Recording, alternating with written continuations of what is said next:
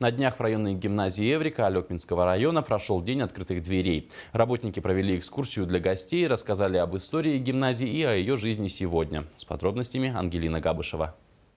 Районная гимназия Эврика была рада приветствовать гостей, пришедших ознакомиться с необычной историей создания и становления школы. Сегодня школа Эврика еще очень молода, ей исполняется всего 20, а гимназия на ее базе была основана 5 лет назад.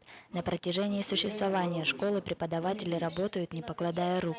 С каждым годом вносят что-то новое, познавательное, зарождают новые традиции. Здесь ведется очень насыщенная и интересная жизнь. Ученики не только получают знания, но и развиваются интеллектуально. Каждый раз проводятся необычные вечера, конкурсы, концерты. Мне очень нравится учиться в этой школе. Мы проводим очень много разных мероприятий, разных вечеров. У нас очень интересно, лучшие учителя, на мой взгляд, в нашей школе. Хотелось бы сказать им всем спасибо за то, что они учат нас, готовят нас к экзаменам. И мы уже с уверенностью ждем ЕГЭ.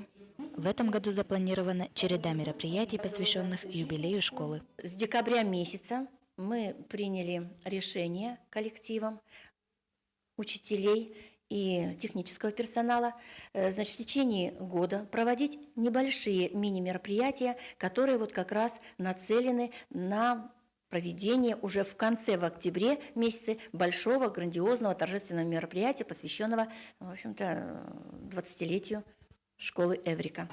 Ангелина Габышева, Геннадий Лопатинский, НВК Саха, Алекминск.